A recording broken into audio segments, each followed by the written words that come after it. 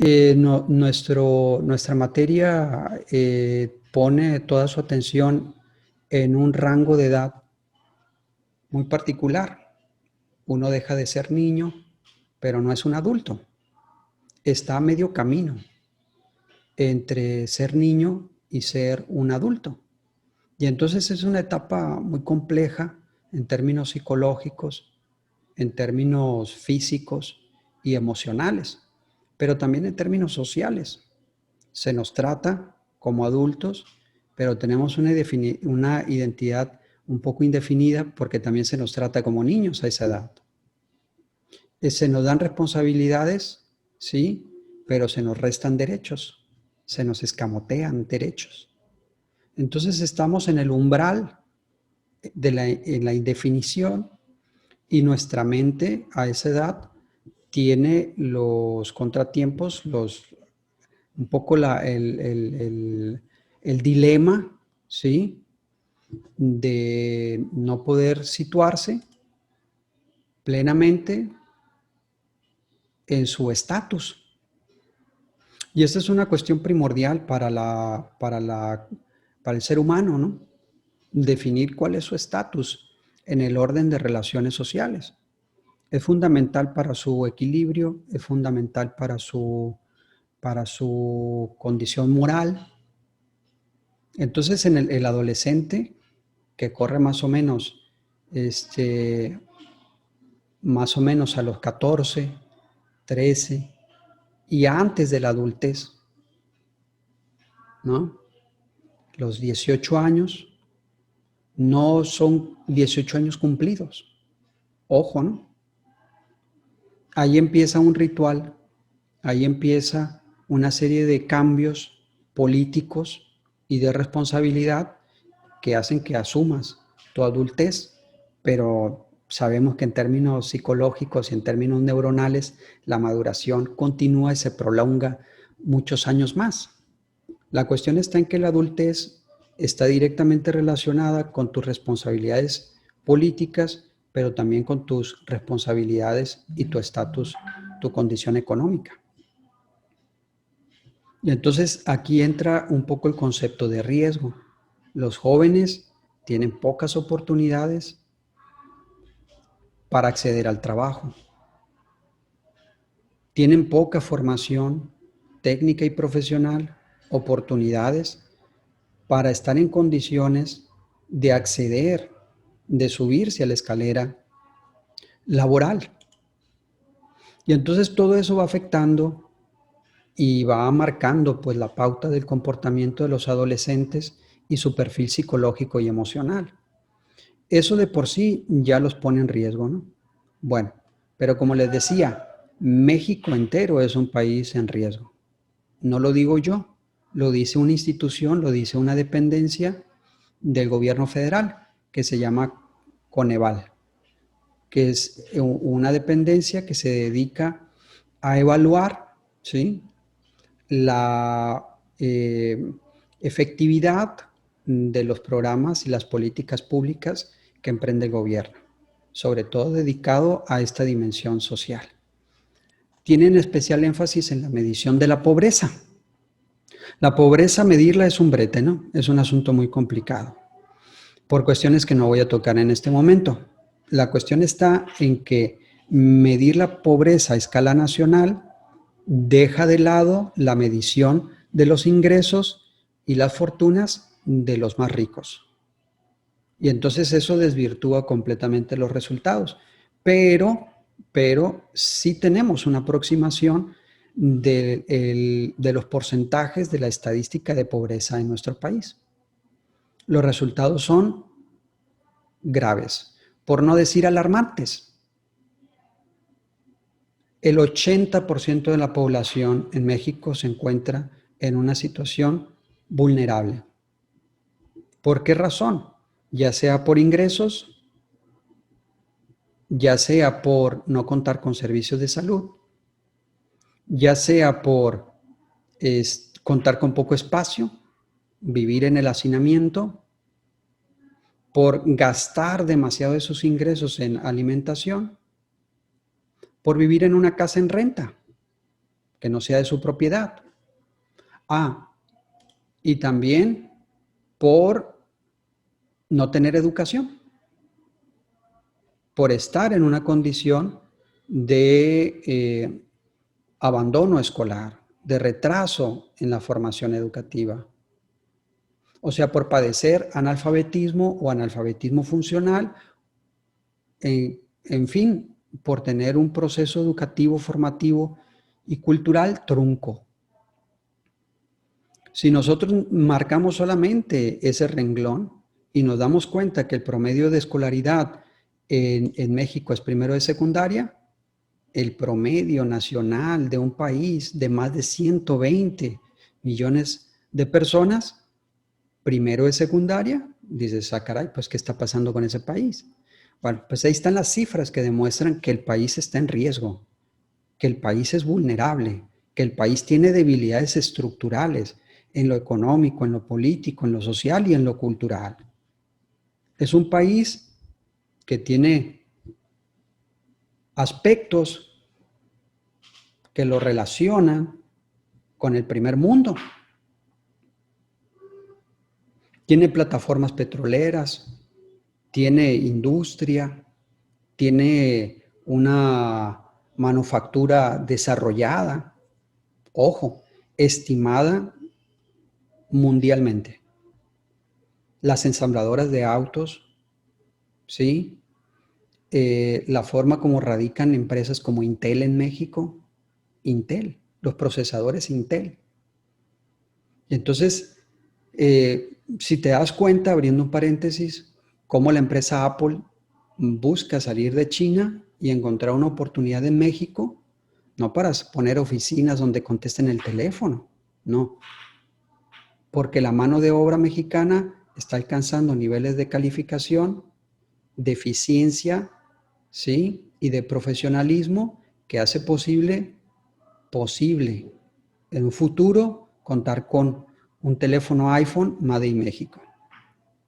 Entonces tenemos elementos que nos llevan a considerarnos un país desarrollado, pero compartimos características con los países más atrasados del mundo. O sea, con todo respeto, ¿no? Porque son países maravillosos, son países hermosos, sí, pero estamos al nivel en muchos aspectos de Djibouti, Lesoto, ¿sí? Países en condiciones muy precarias en términos institucionales y de desarrollo humano. O sea, tenemos nosotros, además de ser un país en riesgo, un país muy vulnerable, un país muy pobre, tenemos además el elemento, el agravante de la desigualdad social, de la concentración de la riqueza.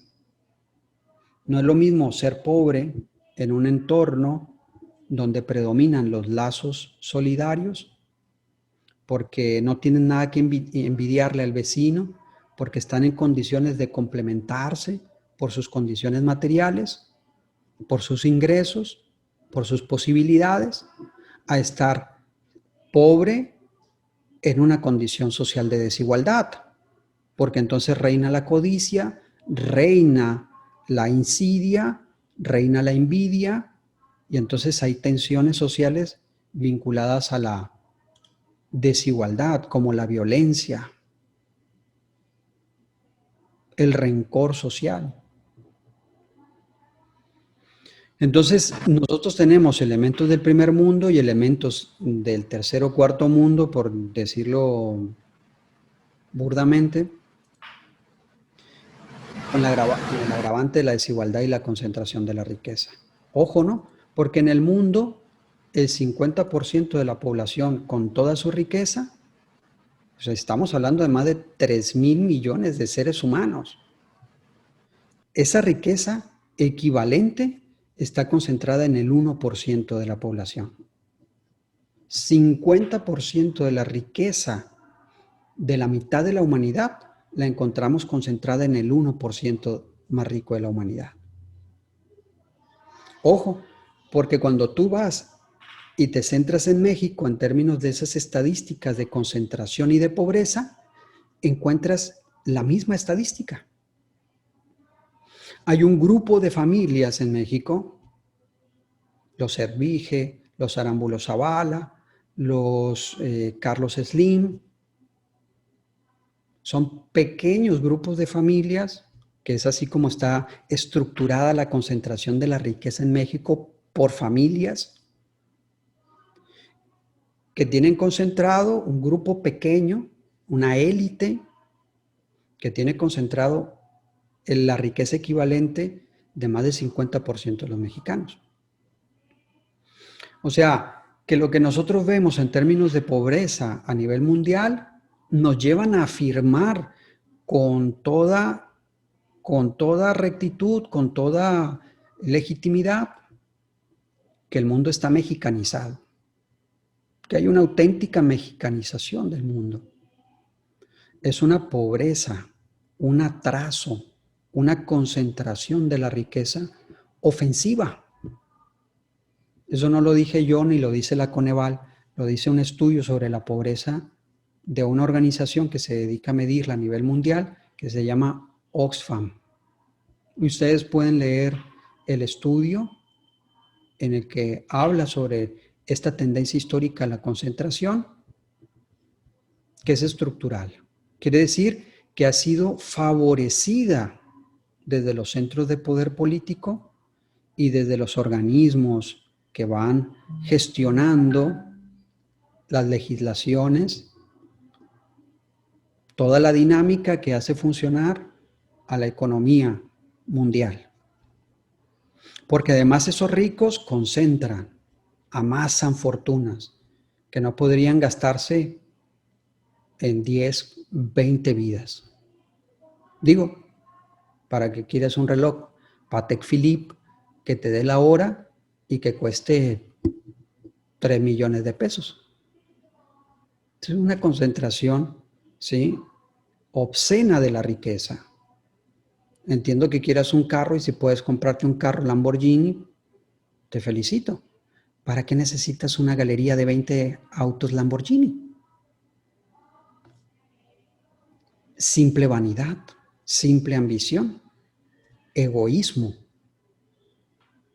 Y resulta que en el mundo los gobiernos no se pueden poner de acuerdo para evitar la especulación, para evitar la migración de capitales a nivel mundial que juegan en Tokio y que cuando cierra la bolsa de Tokio están jugando en Nueva York o que están jugando en Inglaterra, a una apuesta que significa yo gano si todos pierden. No pueden ponerse de acuerdo los gobiernos. Es imposible. Les da demencia repentina cuando hablan de regular los capitales especulativos. Pero cenan todos los días con los dueños de esos capitales. Redactan las leyes en los lobbies de los clubes exclusivos para permitir que esos capitales evadan impuestos. Ojo, ustedes pueden teclear y buscar en internet evasión fiscal. Se dan cuenta que cerca del 10% de un país como Estados Unidos, cerca del 10% de toda la riqueza generada en un año en un país como Estados Unidos se va en evasión fiscal. Lo mismo pasa en Brasil, que es uno de los países donde más evasión fiscal se presenta a nivel mundial. ¿Qué es lo que pasa en México? En México hay una evasión fiscal enorme que fue descubierta perfectamente bien, que fue puesta a la luz con los Panama Papers, ¿sí?, con el caso Fonseca, donde estaban allí todos los nombres de los grandes capitales, de las familias que controlan la economía mexicana, que no pagan impuestos, que cuentan con empresas especializadas que conocen la ley y sus vacíos y que les dicen cómo evadir impuestos. Por cierto, y hablo en plata pura, muchas de esas firmas de abogados que asesoran a los grandes capitales para evadir impuestos, resulta que son antiguos funcionarios públicos. Entonces hay una asociación entre política y economía, entre élite política y élite económica, para evadir la responsabilidad fiscal, que se organizan para diseñar las políticas para favorecer a los que de por sí ya son favorecidos, privilegiados. ¿Quiénes son entonces los que pagan impuestos? La clase media, una pequeña capa de la población que vive cautiva porque le quitan sus impuestos vía nómina, las empresas formales, pequeñas, micro y medianas empresas. A esas se les clava el diente y se les clavan las uñas para sacar las pérdidas producto de la evasión fiscal, ¿no? Y a la gente que vive con salarios de sobrevivencia, ¿sí? Pues que se les va a cobrar. Viven en la informalidad y por supuesto que pagan, ¿sí? Pero pagan a lo que se le llama economía en negro. Economía en negro, o sea, es una economía pero mafiosa, oculta, paralela, en la que participan activamente funcionarios públicos, a menos que crean que los pequeños comercios, los pequeños changarros, la informalidad no paga. Claro que paga, todo el mundo paga, pero no paga el fisco. Le paga una economía sumergida y mafiosa que controla como lazo de dependencia criminal mucho funcionariado público, corrupto. ¿Ustedes creen que quieren que pase esa economía a la formalidad? Pues no. No. Pues si son ingresos netos que obtienen grupos políticos mafiosos que se benefician de perpetuar la informalidad, la precariedad y la pobreza. Son lazos de dependencia que son inercias porque generan enormes beneficios a un cuerpo fiscalizador, pero mafioso. Ojo, porque recientemente en Brasil se descubrió toda una red de funcionarios, cientos, miles de funcionarios que se dedicaban a la evasión fiscal, pero al cobro de impuestos. O sea, que le decían a pequeños contribuyentes, no pagues, me pones dinerito aquí y yo arreglo, ¿sí?, los papeles necesarios con los sellos necesarios para que tú evadas la responsabilidad civil de pagar impuestos. La propia autoridad. Eso sucede en Brasil, está documentado, es un caso reciente que ustedes pueden encontrar como noticia en Brasil. Dicen, no, Lavallato, el caso Lavallato, la empresa Odebrecht corrompiendo a políticos a nivel mundial. Está el caso Lozoya, en Pemex, en el caso mexicano, pero en toda Latinoamérica pueden encontrar casos. Dice, el caso Odebrecht es un caso como de principiantes comparado con la organización de la evasión fiscal desde las dependencias, encubierto por la autoridad corrupta. Si no saben estos casos, si no están enterados de estas noticias, ojo, ¿no? Ya son universitarios, deberían estar al tanto, conocer las noticias a nivel mundial y sobre todo las noticias a nivel nacional, ¿no? Ojo, porque son vacíos de la formación, son vacíos educativos que hay que cubrir y ya es responsabilidad de ustedes, ¿no? Ya son adultos. Entonces, hay que asumir la adultez, hay que ponerse a leer, hay que ponerse al día con las noticias y conocer el mundo en el que estás plantado.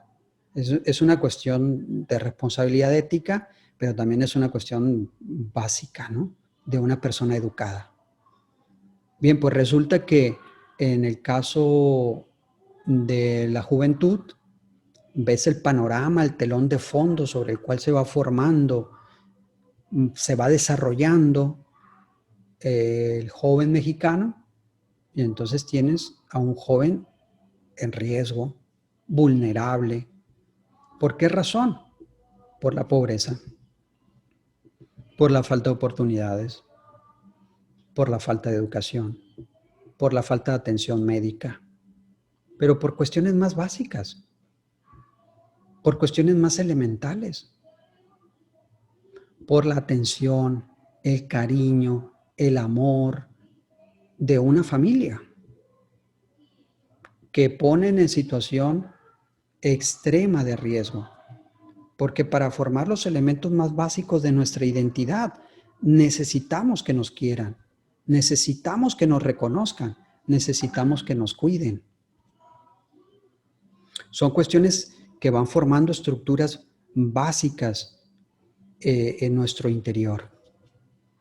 O sea, nuestro cuerpo es nuestra casa, pero no la vamos creando con las puras fuerzas internas. No, de hecho somos seres sociales, muy sensibles al entorno. Y lo que necesitamos es una persona que nos influya positivamente, una persona que nos quiera, una persona que nos reconozca y una persona que nos aliente. Una persona que no cuenta con esos elementos, que nosotros damos por descontado, que los recibes en casa, es una persona en situación de riesgo. Si nosotros estudiamos la psicología de los orfanatos, nos vamos a encontrar con una situación muy delicada. Porque estos elementos básicos, en los cuales va estructurándose el espíritu humano, están ausentes. Nosotros somos seres sociales y necesitamos, de manera existencial, así de manera vital, como necesitamos el alimento o respirar, el reconocimiento de otro. Cómo nos alienta, cómo nos quiere, cómo nos cuida. Es que nosotros somos muchos yoes que van internándose y van dándole cimiento y forma a nuestra conciencia. Cuando esa parte está ausente, bueno, pues es una persona vulnerable. Más en una condición de edad en la que eres muy influenciable, ¿sí?, en la que eres muy gregario y dependes mucho en tu formación de identidad de los pequeños grupos de amistad. Si tú no tienes el ancla y la estrella, como decía un intelectual sinaloense, el Guacho Félix, si tú no tienes el ancla y la estrella, o sea, si tú no sabes de dónde vienes y no tienes anhelos que perseguir, pues entonces eres una hoja al viento. Estás en situación de riesgo. Y entonces empiezan las drogas, la violencia inducida, empieza una situación que usualmente se reduce a la persona. Socialmente está el juicio de reducir a la persona. Vicioso, violento, el estigma social. O sea, como si no fuera suficiente ya la vulnerabilidad, el abandono, la pobreza, además hay el estigma social. Joven, pobre, drogadicto. Y entonces empieza a colocarse la lápida sobre una auténtica tragedia social. El aislamiento. Aislar a la persona. Ojo, porque estamos hablando de una población de más de 11 millones, ¿sí?, de jóvenes que representan cerca del 10% de la población. Y lo que sucede acá es que históricamente, por el estigma social, al joven se le criminaliza, ¿sí? El estigma social legitima la criminalización de la condición de la juventud. Vagos, holgazanes, lúmpenes, estigma social. Y ojo, porque al estigma social hay que agregarle que históricamente el gobierno de México no tiene políticas públicas, no desarrolla políticas que le permita enfocarse en ese grupo de juventud, del adolescente, para garantizar sus derechos como persona, su derecho a la educación, al deporte, al recreo, al desarrollo pleno de la personalidad humana. México está muy atrasado, muy rezagado en estas cuestiones. Y sin embargo es un firmante constante de declaraciones y acuerdos a nivel internacional, ¿sí?, para llevar a cabo esas políticas. Es interesante, porque están los acuerdos del milenio y ahí hay un apartado muy interesante para niños y niñas, para jóvenes, en términos de estas cuestiones de educación, salud, esparcimiento, cultura. Pero sin embargo, el Estado mexicano presenta inercias que le han impedido poner manos a la obra y cubrir estos aspectos. Un enorme porcentaje de esos jóvenes, resultado, ¿no? Resultado. Una buena parte, aparece en la estadística, hay un número importante, crítico, de jóvenes que delinquen, que van a prisión, que son castigados. Hay un número importante de jóvenes, influenciables como son, que caen en la dependencia de las drogas. Hay un número importante de la población en ese rango de edad que tiene un embarazo. O sea que en lugar de ser profesionistas, estudiantes de futuro, son pequeñas madres de hoy, lo cual representa una tragedia social, ¿no? Contrario a lo que dicen los grupos conservadores de que ser madre es un milagro, ¿no? No. Ser niña, madre es una tragedia, es parte de la tragedia social, ¿no? Más aún cuando consideras la estadística, te das cuenta que el principal factor de abandono escolar en México es el embarazo infantil. Entonces, caray, aquí suceden muchos milagros.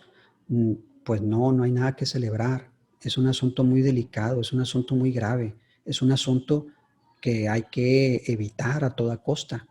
Y no se evita a nivel familiar, se evita a nivel institucional y se evita a nivel familiar porque se tiene un tinglado de dependencias sociales muy preocupadas por la situación de la sexualidad de la juventud, de su salud, de su seguridad como personas. Bueno, pues tú volteas y no hay nada. No hay esa red de seguridad institucional. Eso es riesgo. O sea, cuando tú tienes a un grupo de edad, un colectivo, una parte importante de la población, cerca del 10%, nada más, y tú no tienes instituciones especializadas, dedicadas a atender las necesidades de ese grupo de edad, tienes un escenario de riesgo. Es lo que quiero que se entienda. El riesgo es tener un problema y no atenderlo. No es solamente el problema. No. Es el problema multiplicado por la falta de atención institucional a ese sector, a ese apartado de la población.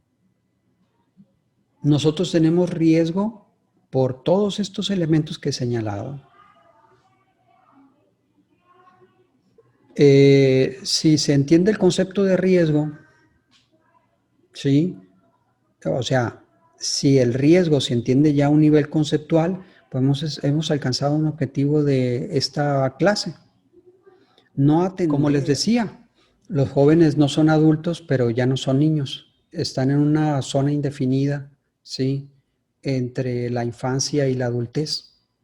Y ojo, porque eso es una cuestión que va más allá de una formalidad, ¿no? Hay unas características psicológicas y emocionales muy particulares que nos anuncian una verdadera crisis, una crisis psicológica de identidad, una crisis emocional, porque a esa edad hay una serie de ajustes en términos de la identidad, pero también en términos de la maduración.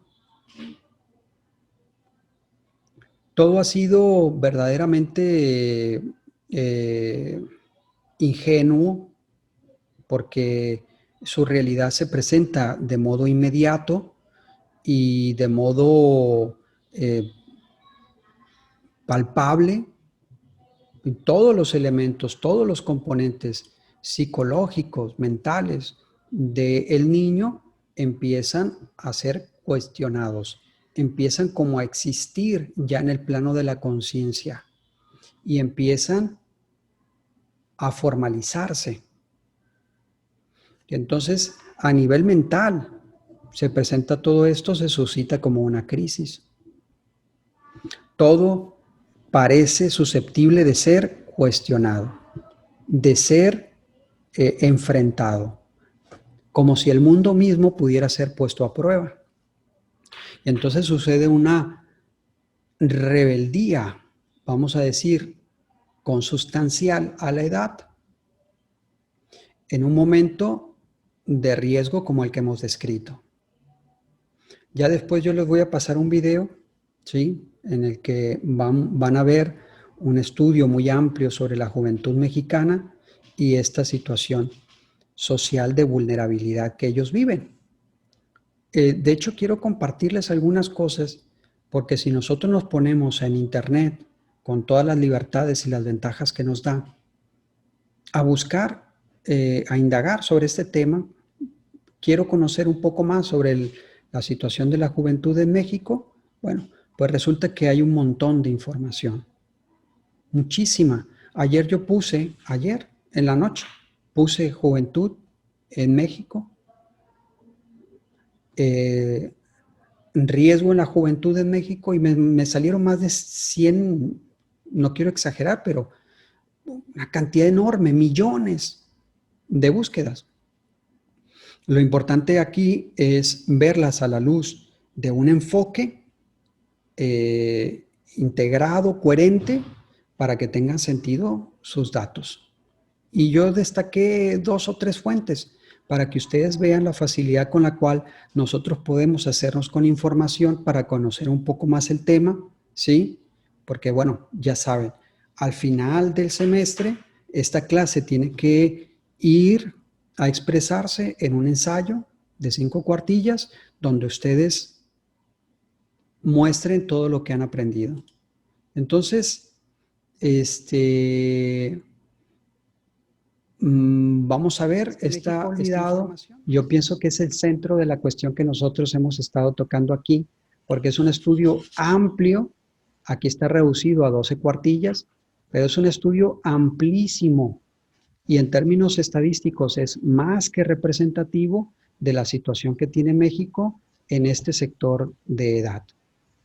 La doctora que abordó el tema se dio a la tarea de visitar 17 estados de la República. Díganme si no son representativos.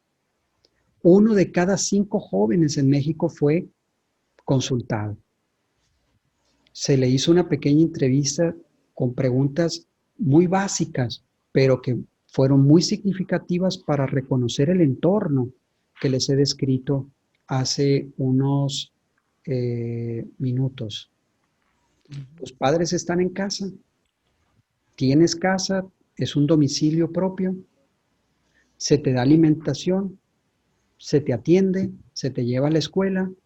Preguntas que pueden resultar muy sencillas, pero que son muy reveladoras a la hora de ver si una persona es vulnerable o es bien atendida. Y entonces, esto se cruza con otra información relacionada con la salud, relacionada con la adicción, relacionada con la violencia. ¿Te han golpeado? ¿Se te golpea en casa? ¿Has consumido drogas? ¿Asistes a la escuela? ¿Cuándo fue la última vez que viste un médico? ¿Cuando te enfermaste te atendieron? Dice la doctora, que es el video, la entrevista que les voy a pasar, donde ella habla ampliamente sobre la situación de los jóvenes en riesgo, el caso concreto de México, y dice, es abrumadoramente la respuesta: no, no se me atiende, no, no tengo casa, no, mi padre no está conmigo. Porque los padres son pobres, los padres tienen trabajos precarios, los padres tienen más de un trabajo, porque batallan día a día para ganarse la vida. Entonces, la juventud y la pobreza en México es un fardo, es un peso muy pesado, una carga, es un lastre para la sociedad.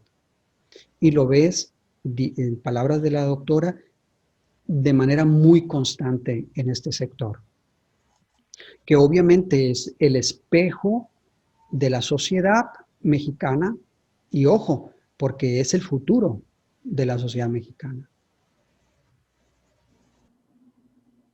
No es una cuestión, no es una cuestión que vaya como un cliché, es el futuro, no, es el ahora, no, espérame. En términos formativos, en términos profesionales, en términos de la formación de una familia, claro que son el futuro. Y es un sector de la población que se ve muy lastimado, que se ve con problemas muy serios en lo cultural, en lo psicológico, en lo emocional. ¿Qué futuro estamos formando? ¿Qué futuro nos aguarda? Pues viendo este estudio parece que no es muy halagüeño, que hay una situación que exige que pongamos manos a la obra, que el gobierno, que las instituciones públicas pongan manos a la obra, y para que esto suceda, pues tenemos que socializar estos datos. Se tiene que conocer y tiene que ser una preocupación colectiva. Claro que constitucionalmente está obligado el Estado a intervenir, pero un gran favor haríamos si fuéramos una sociedad informada y viéramos a estos sectores en su justa dimensión y comprendiéramos los problemas que le aquejan. Bueno, yo les he dicho, la sociedad mexicana entera es de riesgo, porque la gente que parece que no está en riesgo, ¿sí?, tiene problemas que lastran también su condición. Está en la universidad, es un privilegiado, pero también vives en una situación de pobreza marcada, de limitaciones materiales, de falta de atención a tu salud, a tu alimentación. El mexicano tiene esas condiciones. Parece que abarca una condición de bienestar, pero resulta que hay elementos que ponen en riesgo esa condición. El 80% de la población está en esa condición vulnerable. Revisen los estudios de Coneval. Me gustaría que en los estudios de Coneval ustedes buscaran a ese sector, la juventud. Ojo, ¿no? Les dije que el abandono de la escuela tiene un detonante principal en México, el embarazo infantil. Pero también una de las razones por la que se abandona la escuela en México es para incorporarte al trabajo, muy joven. Bueno, vamos a saber esta estadística revisando estos materiales, ya que se los comparta, ¿sí? El día de hoy va a quedar en manos de ustedes el video, este estudio y este video, el que estamos haciendo en este momento, para que lo vean, para que lo escuchen de nuevo, ¿sí? Y puedan ir sacando la información necesaria para ir ya trabajando en su ensayo. Ojo, ¿no? Ojo, porque la invitación a informarse, a conocer las noticias, a ponerse al día, también es parte de la tarea, ¿no? También es parte de la tarea. Si alguien te habla de algo, una información, una noticia, y tú no conoces, pues el problema no es de la persona que te informa, el problema es tuyo. Tienes que estar informado, eres un universitario. Hazte un universitario de veras. Ponte a leer. Entonces nosotros vamos a ir con una preocupación. ¿Cómo son los jóvenes en México? ¿En qué condiciones viven? ¿Qué tipo de políticas hay para atender a los jóvenes? En las escuelas, ¿cómo se atiende el abandono escolar? ¿Cómo se atiende a los jóvenes en la educación? ¿Cuáles son los niveles de escolaridad del mexicano? Entre los jóvenes, ¿cuándo abandonan la escuela? Son preocupaciones que nosotros vamos a tener muy presentes para hacer nuestras investigaciones, ir sacando la información e ir preparando ya el ensayo. Ojo, ¿no? Yo tengo otra materia que se llama Problemas Educativos de México. Yo lo veo a la par. Lo veo a la par, porque los problemas educativos de México son una juventud en riesgo. Ahí está la respuesta sencilla. Es una respuesta casi como en un espejo. Violencia, la juventud vulnerable. Abandono escolar, la juventud vulnerable. Drogas, la juventud vulnerable.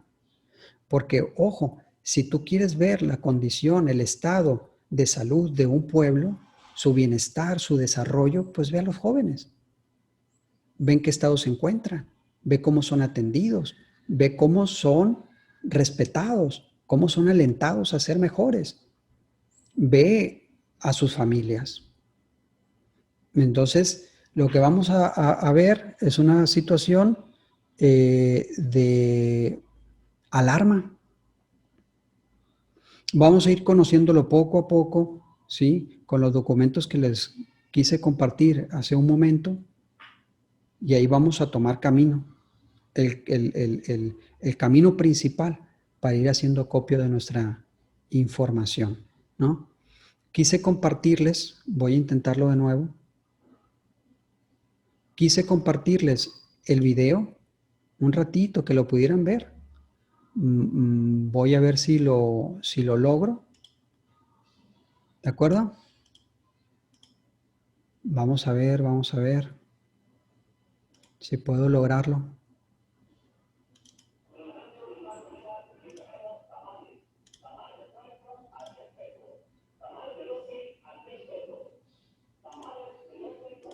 Permítame un segundo. ¿Pueden verlo? Sí. Sí.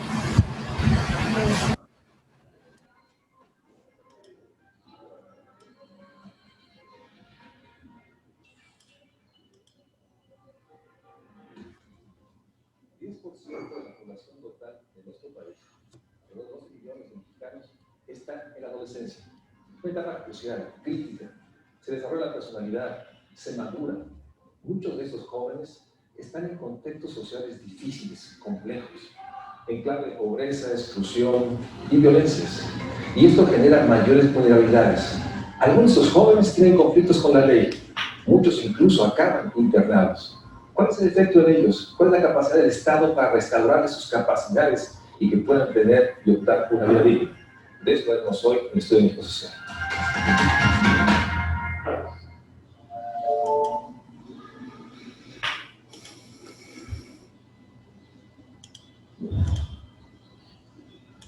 Bueno, pues esta es una probadita para que vean el programa que van a estar conociendo el día de hoy. Pueden tomarse las cosas con calma, administrar su semana, ¿de acuerdo? Leer los materiales que les voy a mandar, ¿de acuerdo? Ver el video con tiempo, es 1 hora, puede parecerles mucha información, porque lo que puede decir una persona bien enterada en 1 hora, pues es mucho. Ahora el entrevistador lleva bien las cosas, es un buen moderador, es un buen entrevistador, la maestra tiene mucha información, la doctora, y entonces hay muchas puertas que pueden ser el principio de un estudio bien pormenorizado, con información detallada, ¿sí?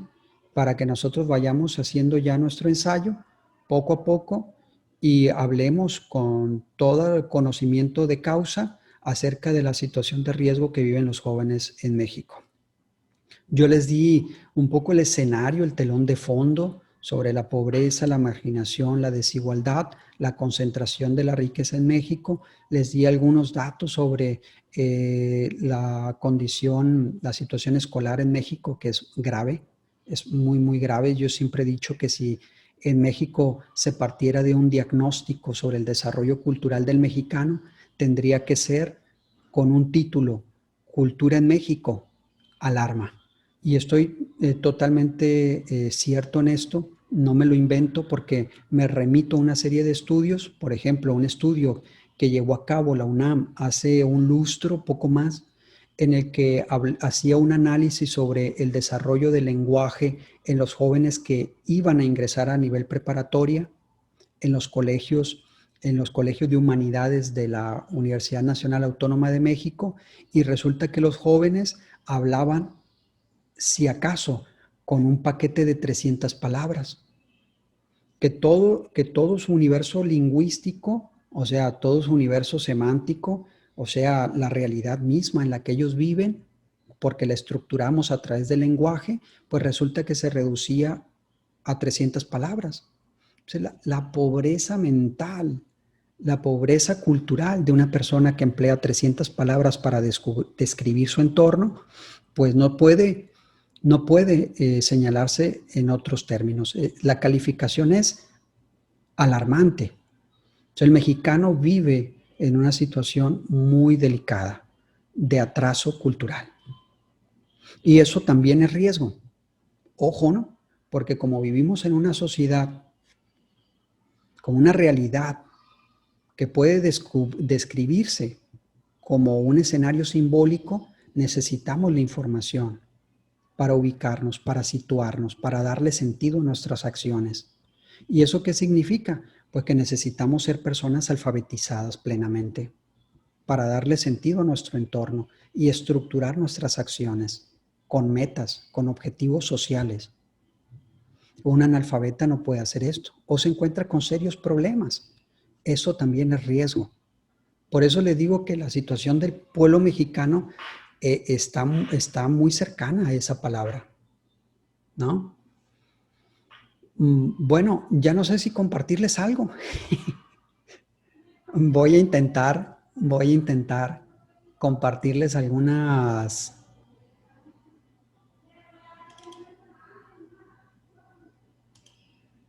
No, miren, es que de plano, lo voy a abrir para que se den cuenta. Se ha lucido completamente, para que se den cuenta nada más, ¿no? ¿Pueden ver la página?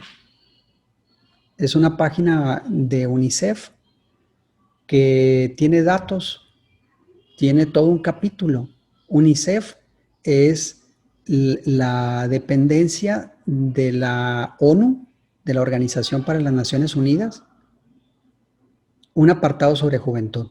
Ojo, ¿no? Porque tiene un apartado sobre juventud y tiene un apartado muy especial sobre la juventud mexicana. Es interesante cómo nos conocen, cómo conocen nuestra situación de riesgo fuera y cómo nosotros no la conocemos. ¿Cómo es posible que México sea un país que interesa particularmente por sus condiciones, por su situación geográfica estratégica, por lo que puede ofrecerle al mundo en términos del desarrollo económico, de las manufacturas, y sin embargo nosotros desconocemos tanto nuestro papel estratégico en el mundo? Es interesante, ¿no? Porque si ves, por ejemplo, una cosa que yo vi con ustedes en su momento, la importancia del español en el mundo. Es el segundo idioma más hablado. por darles un ejemplo de la importancia estratégica de la geografía nacional, ¿no? Resulta que es el segundo idioma más hablado en el mundo. Es el país que más grande de habla hispana es México. Entonces, llegar a México con la noticia en español es importantísimo para penetrar en América Latina. Ojo, el papel estratégico de México se multiplica porque resulta que tiene una frontera de miles de kilómetros con la potencia económica por excelencia. El hegemón estadounidense, pues es nuestro vecino. Entonces, contar nosotros con una versión en español de la noticia más allá de la esfera de los Estados Unidos es una cuestión geoestratégica. Y por eso canales de noticias de Rusia tienen su versión en inglés y tienen su versión en español, enfocado al mercado mexicano y el mercado latinoamericano. Esa es la importancia de México. Los únicos que no sabemos la importancia geoestratégica de México somos los mexicanos. ¿Cómo es eso posible? Bueno, pues una explicación posible, una tesis que está por comprobarse, pues es la situación de riesgo que caracteriza a la población mexicana, en un apartado que es ignorancia. Bien, la cuestión está en que si tú vas y revisas canales públicos de noticias de Irán, tiene su versión en español. Y China, donde tantos hablan español, pues no. Así hablan español en China. Bueno, pues resulta que tiene una versión Xinhua, una versión en español. Por la condición estratégica de América Latina y dentro de la esfera latinoamericana, en el hemisferio, pues resulta que la relevancia de México es enorme. Entonces en el mundo nos estudian incesantemente nuestra historia, nuestra cultura, nuestras condiciones demográficas, los recursos, lo saben, lo codician, pero nosotros no lo sabemos. Entonces les digo, insisto, si nosotros hacemos un balance de la cultura mexicana, pues resulta que tiene que tener por título Cultura Alarma. Nos desconocemos mucho en estas cuestiones. Bien, pues nosotros vamos a centrar toda nuestra atención en este grupo de la población. ¿De acuerdo? Este grupo de la población es el 10%. Vamos a conocer cómo se distribuyen, qué instituciones intervienen para su atención, cuáles son las políticas públicas que ha diseñado el Estado para cubrir las necesidades de este grupo de riesgo, cuál es el carácter psicológico, emocional, que le da su rasgo particular a este grupo de edad. Es sui generis. Tiene sus particularidades que lo hacen muy especial. Por eso tiene que haber un diseño de políticas públicas muy enfocado, acertado, para basar su efectividad.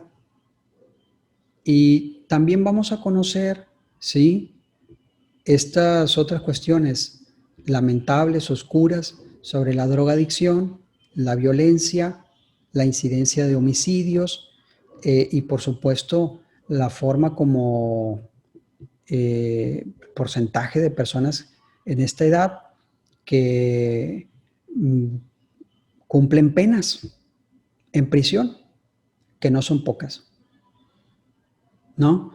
Bien, ese es el tema que nosotros vamos a abordar aquí. Nos vamos a estar viendo cada día lunes. Vamos a tratar de que sean clases en Zoom, aunque podemos cambiar la mecánica un poco, un día lunes determinado, que yo haga una grabación, ¿sí?, el fin de semana, yo se los comparto a través de la compañera y ustedes puedan verlo el día lunes u otro día, Yo les voy a mandar documentos que ustedes van a estar leyendo. Ojo, hay que leer y hay que hacer un resumen de esa clase, de esa lección. Hay que sacar preguntas que te van a servir para investigar y esa investigación va a ir a nutrir. Ojo, yo no quiero que lo investiguen todo, ¿no? No. Ustedes estratégicamente ya van entresacando los tópicos que les van a interesar y entonces van a ir haciendo acopio de información con sus autores, sus artículos, sus libros, sus datos estadísticos para que vayan procesándolo y vayan ya formando su ensayo. Las preguntas que ustedes tengan, háganla en función de lo que va apareciendo aquí en clase, pero sobre todo en función de lo que ustedes están leyendo. De tal manera que esta clase también les pueda dar a ustedes insumos, ideas, para que vayan fortaleciendo y articulando su proyecto, ¿no? Ese es el interés último de esta clase, que ustedes tengan ya una especie de marco general con la clase anterior que se las envié en video y esta, para que vayan ya sacándole punta al lápiz y empiecen a escribir. ¿Qué cosa? Pues las consideraciones generales que acabo de expresar, que quedaron expresadas en el video anterior y que ya vayan haciendo acopio de la información que les digo, ¿no? Bueno, quería mostrarles la información que les señalé, quería que viéramos un poco más el video, ya no me arriesgo, ¿no? Por el día de hoy voy a dejar la clase así, ¿de acuerdo? Antes de que se le prenda fuego a mi computadora, que es lo único que falta. Estén atentos porque les mando toda esta información a través de la compañera Ariadna, para que puedan hacer las lecturas, ¿no? Estén atentos, les mando el video, lo voy a editar para que no vengan todos estos contratiempos y puedan verlo también. Y les mando el video de la entrevista. Eso sería todo el día de hoy. Menos mal que no se cayó mi casa, ¿no? Porque con la suerte que me desperté el día de hoy, podía esperar lo que fuera, ¿no? Les mando un abrazo, les pido disculpas y quedamos en el compromiso de mandar todo esto para ustedes. ¿De acuerdo? Cuídense mucho y pues hasta pronto. Nos vemos. Gracias. Gracias. A ustedes, gracias.